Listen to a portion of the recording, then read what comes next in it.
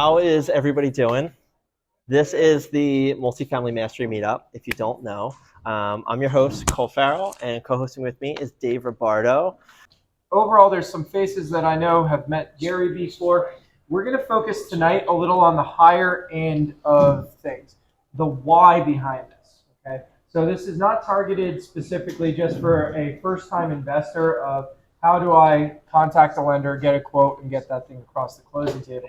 But this is more so on these topics of the higher end of things, the why does the market move the way it does, and how can I best have a good lender relationship, maximize the return on my investment from a leverage perspective.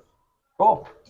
Awesome. So Gary Mascitis is here with us tonight. Gary and I have worked on a few different things, and he does a little bit of everything. He's excellent at what he does. He came from Wall Street. He does the smaller stuff. He does the bigger stuff, does government agencies, CMBS, and the whole nine. That's just complex over my head. So I'm going to let Gary tell you about how he got here and what he does. Sure. Hello all. Good evening.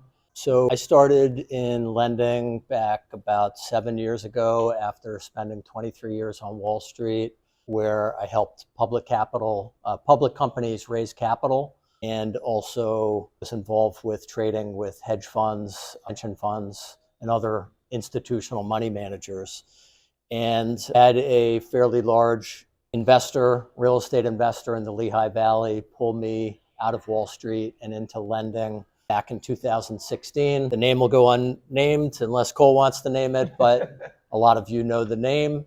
And basically I came into originally private lending to lend on value add type projects for this investor, and then just kind of expanded into a full commercial lending business from there. So, in terms of the different types of clients and the different types of loans that we handle, we're pretty much full service.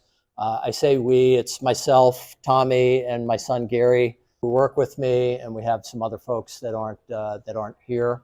But we basically handle the full life cycle of a real estate project. So that could be a value add project. Maybe you're buying something that's a rehab or some other value add type situation that doesn't really qualify for permanent financing at the outset, but your goal is to build some equity and then put permanent financing in place on it. So we handle kind of those various types of financing. We are a direct lender for certain product types, certain lending types, and we're a commercial mortgage broker for other product types. And we'll get a little bit into that as we move on, but that's how I got here. I want to hit the basics. Yep. Just give me the difference between single family rentals, small multi, and say larger multi or commercial. Just what is like the landscape? How does it differ between loans and these products? Sure. So lending is kind of bifurcated between 1 to 4 family properties and 5+ unit properties. The 1 to 4 family properties, regardless of whether you're doing a residential loan or a commercial loan on that property, it's still a residential property in terms of property type. Once you get into 5 units or more, or let's say a mixed use property that has a commercial use component plus even only one apartment, that's considered a commercial property as well. We can use commercial financing, various types of commercial financing on residential properties, 1 to 4 family, as well as 5+ unit. The 1 to 4 family space, I would say, has more capital chasing it and more lenders. And that I would say predominantly is because the mortgage-backed security market is developed also for commercial loans in the 1 to 4 family space, just like it's developed. We probably have all heard of Fannie Mae and Freddie Mac. That is where the guidelines are getting set on 1 to 4 family residential style loans. Those loans are getting packaged up by the mortgage company generally and sold off into the mortgage-backed security market to investors. The same thing is going on in commercial lending in both fix and flip, rehab, bridge loans, as well as the DSCR space. So there's a lot of institutional capital that is investing in these various loan types. So it's fairly deep pockets. Once you get into the 5+ unit space, it's pretty much broken down into bank lending, where the bank or credit union is holding the loan on their balance sheet for the duration of the loan, and they're who you deal with throughout the life cycle of the loan, from origination through servicing through whenever the loan matures. And then once you get into larger multifamily in the $1 million and up space, then the same Fannie Mae and Freddie Mac government agencies do commercial mortgages. They're known as government agency loans on commercial properties, larger multifamily and larger mixed-use properties. These loans, just like residential loans, get packaged up and sold off to mortgage-backed security investors. So there's a lot of capital that's chasing that, and it's not what I would call scared capital, where the banks are kind of reeling at this point and not really knowing what to do with this large portfolio of loans that they might have on their books, where they were issuing loans at 3 or 4% last year, and now all of a sudden rates are in the 7s or 8s, some high, some low from there. But government agency, it's investors on the other end, so they're not scared to lend as long as investors are willing to pay the yields that these larger mortgage-backed security loans yield. Then there's a very robust market. In fact, it's more robust in hard times than it is in good times in the government agency space, because that capital is there and seeking returns. Whereas, if a bank is doing a loan, it's not like they're selling a piece off to an investor. So the bank is making that decision for their own portfolio. Yeah. Talk to me more about government financing. So say I'm Joe Schmo and I want to go buy XYZ Main Street, right? Say it's $3 million. I feel like this government financing is talked about a lot, but it's like, what are the nuts and bolts? What do I need to qualify for that? How do I even go about that? Sure. So government agency financing for larger multifamily, I would say, is the least known of the financial products by even very experienced investors. Most are used to dealing with their local bank or credit union, and the qualification process is different, and in many cases easier with government agency.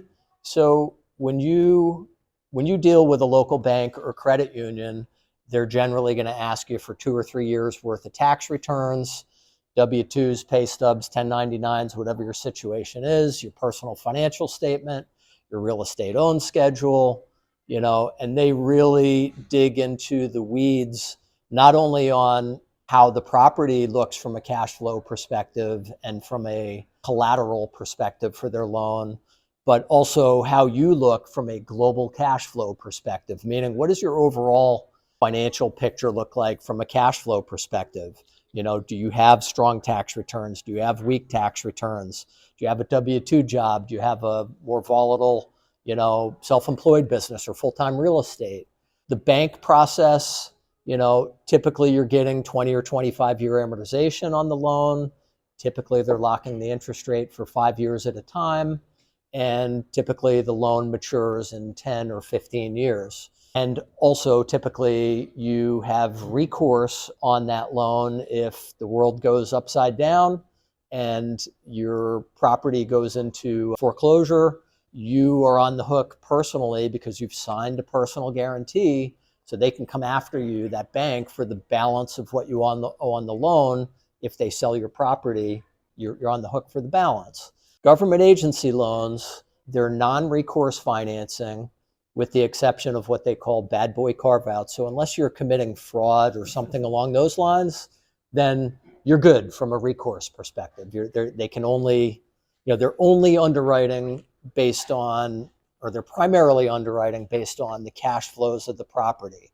So the typical structure with a government agency loan, instead of getting a 20 or 25-year amortization, which means you have a higher payment on your loan, they're doing 30-year amortizations, just like residential loans. And they're typically locking the rate. You can do anywhere between a 1-year and a 15-year rate lock on a government agency loan. The sweet spot in terms of the lowest rates in government agency would be a 10-year lock right now. Most banks have no interest in giving you a 10-year rate lock and having that exposure on their books. So you're getting long amortization, lower payment, long-term rate lock, non-recourse. No tax returns are required in the underwriting. No W-2s, no pay stubs. They're going to look at your experience. So you need some experience generally in the 5+ unit space. However, in December, one of the two agencies, Freddie Mac, came out with a portfolio loan program that works on a portfolio of 2 to 4 family properties. There are some stipulations there. Minimum loan amount is $2 million, maximum loan is $7.5 million, but they'll finance a portfolio of 2 to 4 family or 2 to 4 family plus 5+ unit properties. That is totally new this year. So it's changed the game in terms of the experience requirements. You can't have a lender saying, well, you need 5+ unit property experience if they're lending on 2 to 4 families now. So that's kind of like a backdoor way into government agency if you don't have, 1 or 2 or, multiple properties in the 5+ unit space already. Is that for purchase only, or can that also be for refinance? That could be for both purchase and refinance. Generally, in this area, as long as the cash flows are there on the property, you can get up to 75% LTV, loan to value, on refinances as well as purchases. For cash out refinances, you just need to basically have held the property for a year of seasoning before you can do, cash out refinances with government agency. So yeah, that's kind of like the high level, I would say, differences between them. Both processes take somewhere in the 45 to 60+ day mark, whether you're doing bank, credit union, or government agency loans. Government agency loans, typically you have to pay all your closing costs up front before there is a closing, like points. Are we talking about purchase or refinance? On a refinance, so with government agency, you're going to pay an application fee up front, which includes your third-party reports, which are appraisal, a property condition assessment, an inspector from the government agency lender coming out to see the property, and an environmental study. Phase ones are not required unless you get into what they call the large program, which is north of $9 million loan amount. But for what's called small balance loans, which are 9 million or less, I know that sounds crazy, but for 9 million or less, it's generally just an environmental screen that's done. And as long as there's no environmental issues that are potential, then they're not going to go into a phase one. So the typical application fee, including all the third parties, is 15 grand. Okay. Basically, the other cost on an agency loan, just like if you're doing a larger bank loan, is you're going to pay their attorney, the government agent attorney, for the legal process that usually runs about $6,500. Okay. Whereas with banks, you're typically going to get an appraisal on a multifamily between $2,000 and $4,000. Some of them are going to require a phase one, regardless of the property size. Some will require just an environmental screen. Bank attorneys, they tend to run $2,500 to $4,000, unless it's a larger situation. So there are a little bit of upfront cost in government agency, but it's not all that different at the closing table, So yeah, you need any lender is going to want to see some liquidity up front, so you need to put some out of pocket. Whereas, with commercial bank loans, for those that aren't yet in the multifamily space, you're generally not putting anything out of pocket when you apply for the loan. But as soon as you get your commitment, they're generally going to look for half of the commitment fee at that time. They're also going to collect the fee for the appraisal and the environmental at that time. Some will collect for the lender attorney at that point, and some will wait until closing to collect on the lender attorney fee. So, yeah. In the value add world, a lot of stuff that I do, and I know a lot of the other guys here do, interest only is super important. Can you expand on just kind of like, if somebody doesn't know, what is interest only and why is that beneficial, or maybe who does it? Sure. So both banks and government agency will do what's known as interest-only loans for a certain period. Generally they're designed to keep your payment a little bit lower, where you're not paying down principal. It's only simple interest on the loan. So if it's $1 million loan at 12%, it's 1% a month on on the loan amount. There's no amortization, keeps your payment a little bit lower. And generally that's done to give you time to get some breathing room and restabilize the property. Maybe you're doing rehab, maybe you're turning over units, maybe you're raising rents. So it gives you a little bit of a breather from a cash flow perspective. You know, banks and credit unions a lot of times will give a couple years of interest only on a value add project. With government agency, Freddie Mac will do it depending on the time frame of your rate lock and prepayment penalty period. So on a 5-year loan, they'll give you 1 year of interest only. On a 7-year loan, they'll give you 2 years, and on a 10-year loan, they'll give you 3 years. Fannie Mae can go up to full term interest only. So you could do a 10-year rate lock and get 10 years interest only. It's a more complex calculation than I can give you, but they basically do some modeling on, you know, the value add in the project and the cash flows to make sure there's enough kind of room in there to have an interest only loan for the full 10 years of your rate lock period. Does that come with a change in the rates for the interest only option? No, generally it's all at the same stated interest rate as your amortizing rate once you get through the interest only period. So if they quote you, you know, a 7% rate, it's interest only at 7% for the first whatever 2 years, and then it amortizes for the remainder of the term, not the 20 or 25 year amortization, but it amortizes for that last, you know, 3 years of a 5-year rate lock. They'll calculate it based on a 25 or 22 year amortization or whatever, but the rate is generally the same. That sounds like a huge boost to the cash flow, right? For that, but is there any downside?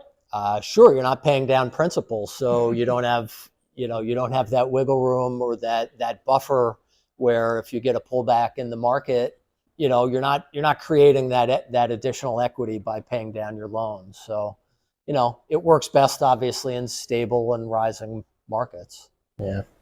I know we don't want to go too far macro here, and we don't want to get into that too much. But one of the things that blew my mind when I figured it out, and I think it was you that were telling me about it, was the difference between like what the Fed sets as the rate and then what the banks actually lend at. I'm just curious if you could kind of dive into like when there's a fearful market, that gap increases because they're kind of drawing more there, and just how that affects us, I guess, basically. Sure. I mean, so, you know, there's different lenders lend based on different benchmarks, but in general, you know, banks are generally lending on commercial loans at rates that are, so you have the Federal Reserve, you have the Fed setting their rates, which are just overnight lending rates, right?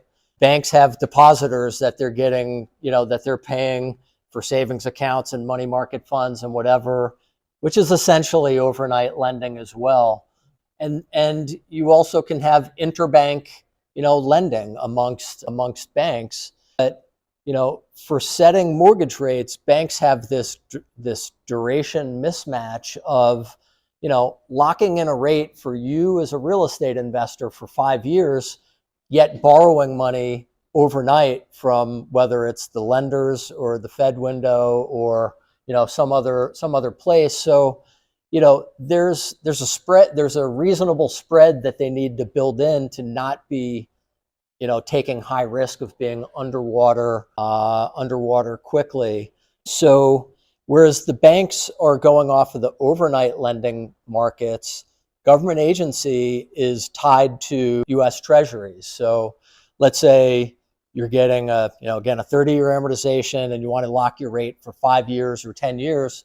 Well, your rate is going to be priced based on some margin over what 5 or 10-year U.S. Treasuries are. The 10-year Treasury rate is below the 5-year Treasury rate right now, which is what's known as an inverted yield curve.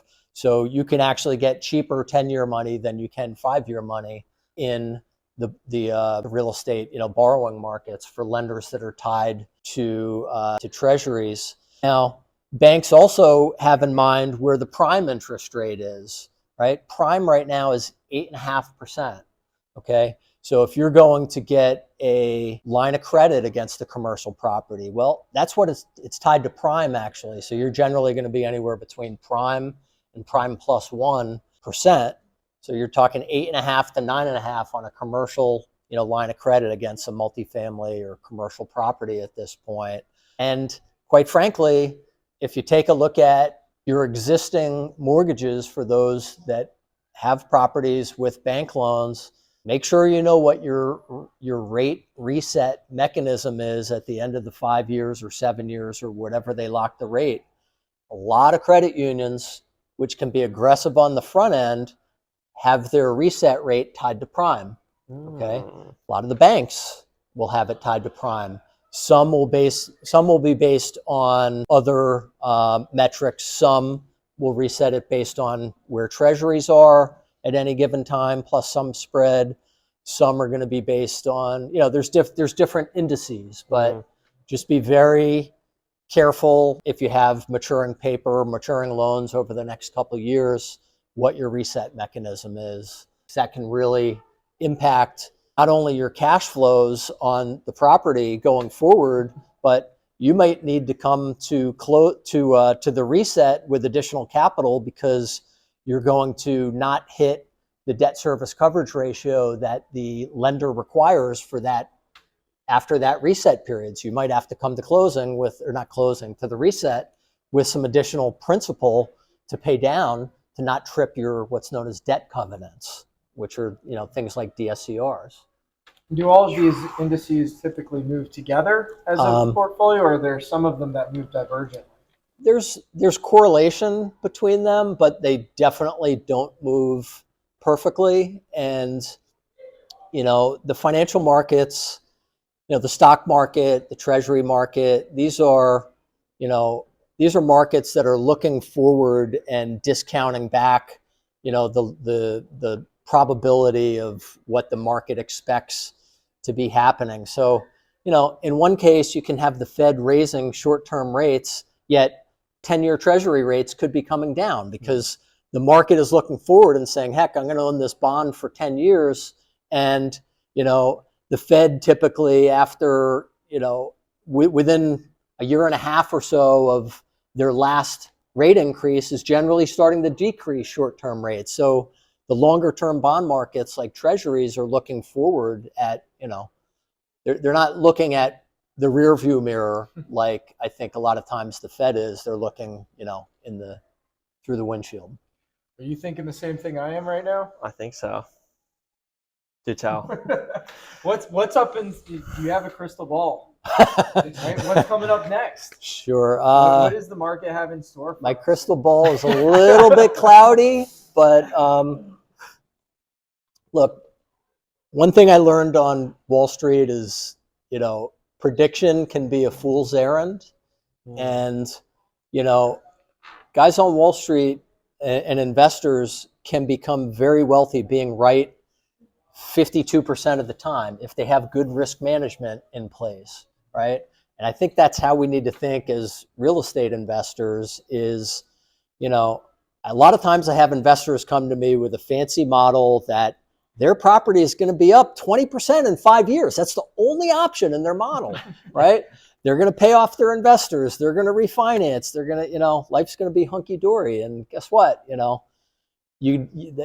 doesn't always happen. Things are rarely perfect. So, I'm programmed from my days on Wall Street to think in terms of doing upside and downside analysis on something, and thinking about things from a risk and a reward perspective. So, there's a lot of different possible paths and outcomes out there, and you need to start thinking about what probability is likely to happen on certain paths, and come to a realization that you can be very right and make a lot of money, or you can get carried out if you go too far out on the risk curve. And I'm human just like all of you, and I went through basically I was on Wall Street between 1994 and 2016-ish.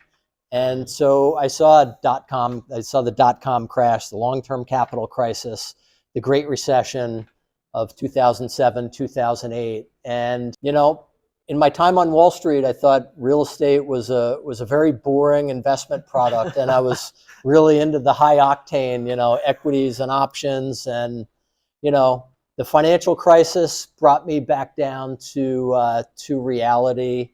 And, you know, even someone making a lot of money for a lot of years can go through a financial reset, and it's no fun. And I've been through it.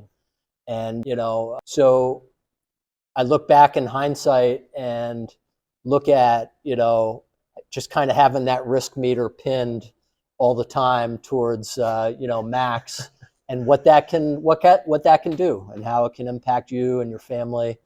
Yes, they're good learning experiences, but man, it sucks getting your ass kicked, you know? Yeah. So, Also, and you talked about upside and downside analysis. So, Yeah. like, I think everybody here loves to run the numbers on whether it's single families, 2 to 4 units, 5+ multis.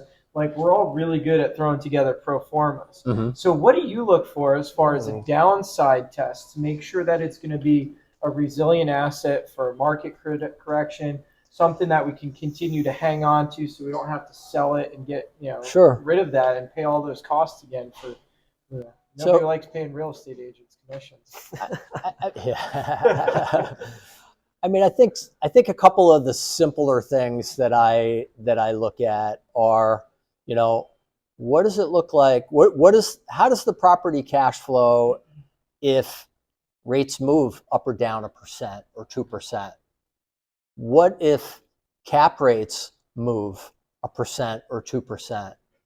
These are things that you might say, yeah, you know, yeah, anybody can think of that. But when you look at the numbers, if, you know, I had someone pose this question to me a week or two ago, you know, would it be better to, you know, are you taking more risk if you buy let's say a low cap rate property, a 5% cap rate, and you're putting 50% down, but it only has a debt service coverage ratio of 1.15. And I'm like, well, banks aren't going to lend at 1.15. That's a separate topic.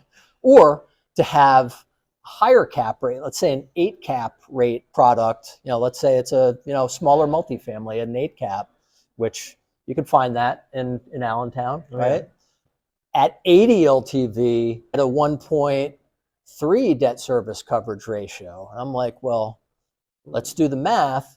If you take a look, interest rates only need to move about 1%, and you're below a 1.0 debt service coverage ratio on that low cap rate, low DSCR property. So you're tripping debt covenants and are going to have problems, right?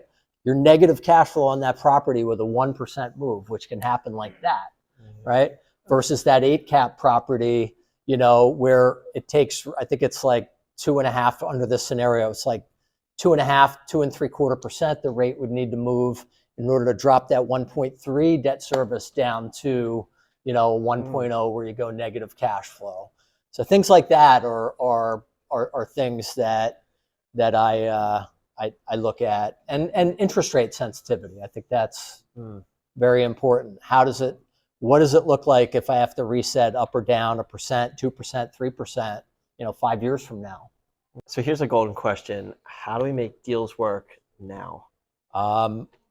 Look, there's deals to be done out there. It takes more work than it did a couple of years ago. It's a lot easier when money's close to free. But there are deals out there. You know, are you always going to find them on the MLS? No, it just takes a lot of rolling up your sleeves and digging in and marketing and, you know, that whole side of things. But, you know, it's tougher to make turnkey deals work with the higher rates at this point, particularly if you're dealing with the shorter amortizations. You know, the 20-year amortization, you know, and a 7.5 or 8% rate just crushes your cash flows. So, you know, the types of projects that I'm seeing more frequently now are larger value add properties, larger multifamily. You know, maybe you have, you know, one large property where the landlord has not, you know, been very diligent about raising rents. And, you know, maybe you need a bridge loan to get into that property to reset, you know, the rents over the next couple of years. You know, maybe you go to a credit union, they can go off a pro forma looking forward rents, or maybe it's doing a bridge loan for a couple year bridge loan, and then go into an agency loan after that once the cash flows are restabilized at the higher rates. Same holds true for, you know, rehab type situations. There are plenty of value add projects that are trading out there at this point.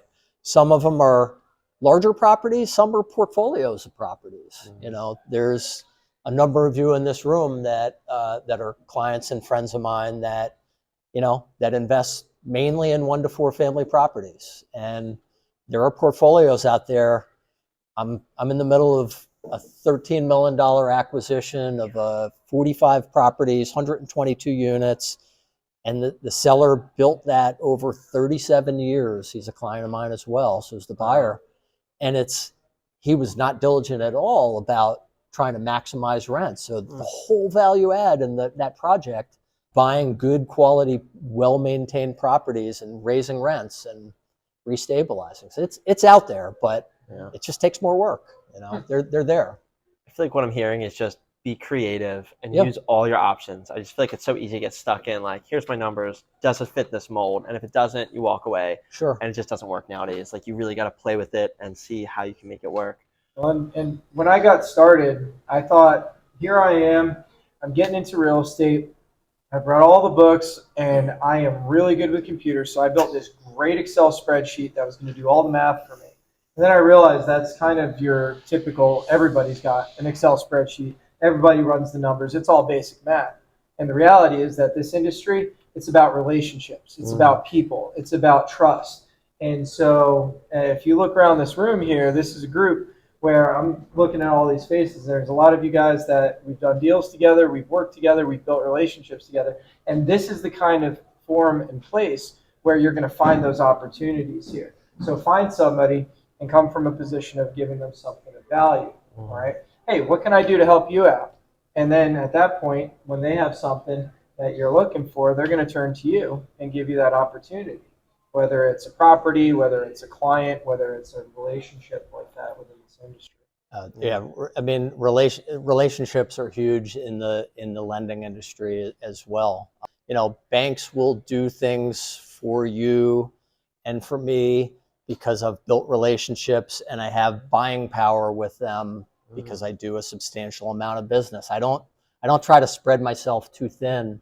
And, you know, when you're transactional with somebody and you're just, you know, you're always trying to cut to, you know, whatever the cheapest deal, you know, you're not really building a relationship, and they're not going to go out of their way for you, you know. And as a lender, I prefer much more to talk about things other than interest rates. I mean, and that's when rates are low too. Like, I'd rather talk about investment strategy and how we can help propel somebody that has, let's say they're, you know, 10 to 40 units and maybe they haven't transitioned to full-time real estate investing, but would like to do so. How do you make that transition? Not only from an investing perspective, but dealing with lenders, you know, leaving a W-2 job. You know, these are things that can be very impactful on your ability to borrow. And, you know, or maybe it's someone with 50 plus units and they want to get into the hundreds of units. And okay, how do we look at optimizing, you know, your existing loan portfolio, and how can we best tap the equity that might be trapped or tied up in these properties? Maybe it's not from a loan. Maybe it's you're mentally anchored and married to your first few properties as a real estate investor, and you don't want to let them go, but they have the highest equity in them. And, you know, they're not really changing the trajectory of your portfolio by keeping them in there. And, you know, a lot of times you can harvest these type of things to really, you know, maximize your situation. And sometimes it takes an outside set of eyes to see that. You know, I see the same situations over and over and over again, whereas you all go through, you know, they could be once in a lifetime type things. Yeah. that's one of my favorite things about when we work together. I remember there's so many things that, just like you said, having outside eyes on things, that just a new perspective, and having somebody come to it and say, well, what about this? Or how do you change this? And it's just that different angle that can change a whole deal around. So I don't know, I think it's awesome. A couple questions to start wrapping up. Now take these as you will, I guess, from a lending perspective or different perspective, whatever you want. Okay. But first one, what separates a top performing investor from the rest of the crowd?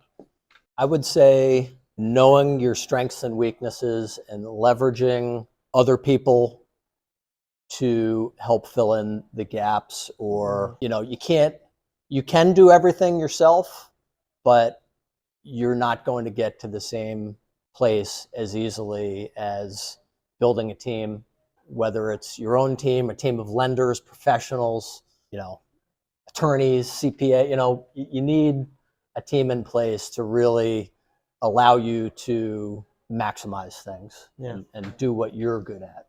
Love it. Love it. What's a daily habit that contributes to the success of your business life? I would say about 9 months ago, I started something called the Miracle Morning, which is Hal Elrod. Who here does that?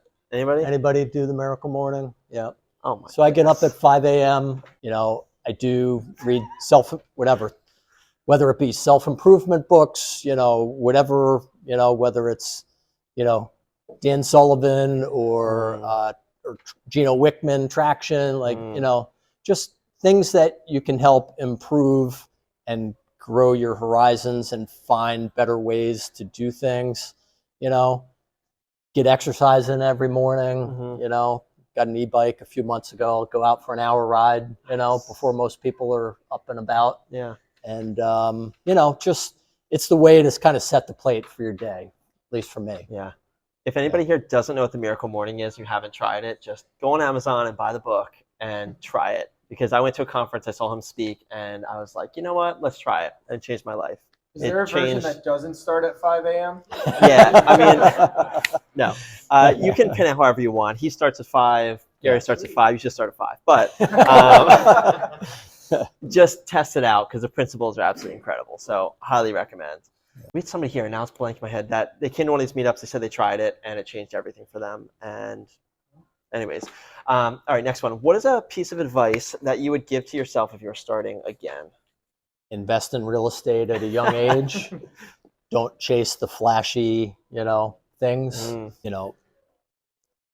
Think with the long term in mind and manage risk. There will be good times, there will be bad times, but if you get carried out in the bad times, it's much more difficult to build in the good times again.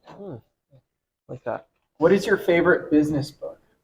10X is Easier Than 2X, which is by Dan Sullivan and Ben Hardy. If you guys haven't read it, it came out May or June. Dan Sullivan, for those that don't know him, is a business coach of 50 plus years. Very wise person. Ben Hardy is some type of psychologist, but he is like the co-author on it. It's about transforming your life and your business exponentially and not just growing along at 10 or 20 or 2xing your life. It could be 10xing. It could mean not necessarily growing your business 10x, but it could be growing your business 2 or 3x and cutting back on your hours by, cutting them in half, or spending more time with your family. And just having a much better, it's more qualitative than just quantitative.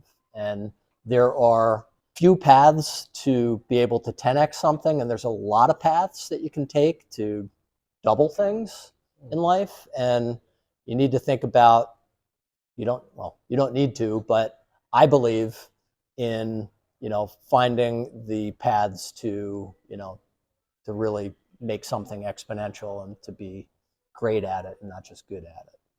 Love that. All right, last question for you. What is the biggest non-monetary benefit you've gotten from investing and or your own business? Non-monetary benefit from starting my business and helping real estate investors. So my tagline or logo is Wall Street to Main Street. And, I didn't come from wealth growing up. I was just your typical, middle class person growing up. Grew up in the country, up in Massachusetts, and went off to Wall Street and did well there, and then got carried out, and then realized I had a skill set that I could help Main Street investors, with a lot of the things that I've learned over time. Yeah. So to me, that's goes well beyond just the financial rewards. That's awesome. Awesome. First, I want to give Gary a round of applause. So thank you so much for being here. Thanks for coming, guys. And Thanks for lastly, having me. of course. All right, so appreciate you guys. Everybody now has a little bit to direct their energies as we launch into networking here. So appreciate you guys. If you like that more than our typical launch and everybody in their own direction and figure out, let us know. If you liked it, less. If you thought this was not a good investment of our time, also let us know. So that way we can transition back to our former script for the next time. Cole, back to you. That's it, guys. Another round of applause because that was awesome. So thank you. Wow. Amazing.